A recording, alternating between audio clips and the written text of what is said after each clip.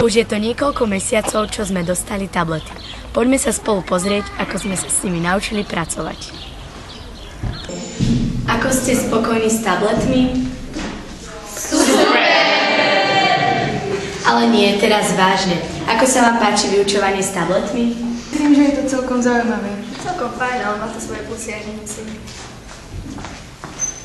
Je to docela dobré. Fajn! Lepšie než učebnice. Je to zaujímavé.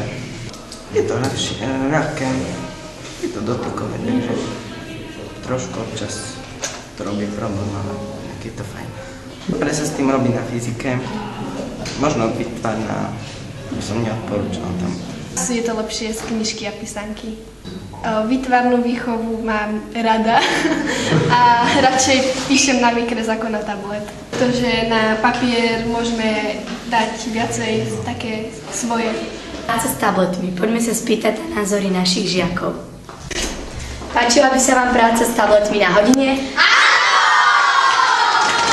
Mne by sa to tiež páčilo, bolo by to vlastne praktickejšie, nemuseli by sme písať na tablet, na zošitoch.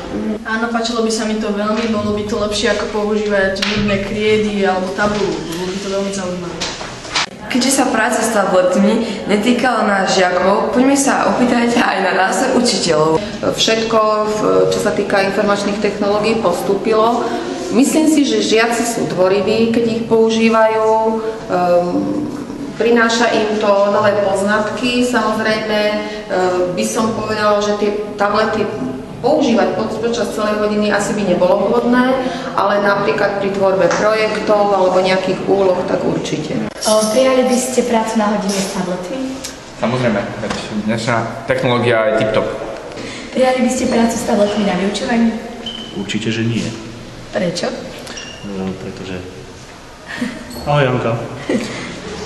No, na telesnej výchove ako môžeme robiť s tabletmi? Ale tak na inej hodine, akože. Asi nie. Myslím si, že majú svoje opodstatnenie a budúcnosť. Z hľadiska informatizácie a digitalizácie slovenského školstva je to veľmi dobrý prínos.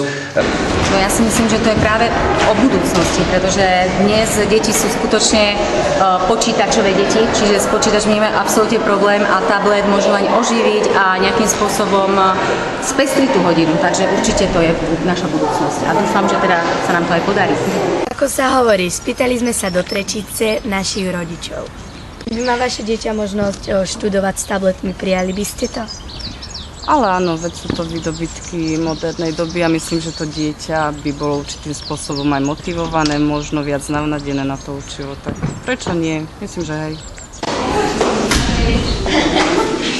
S tabletmi pracujeme už 4 mesiace. Veľa nového sme sa naučili. Čo myslíte? Bude náš projekt pokračovať?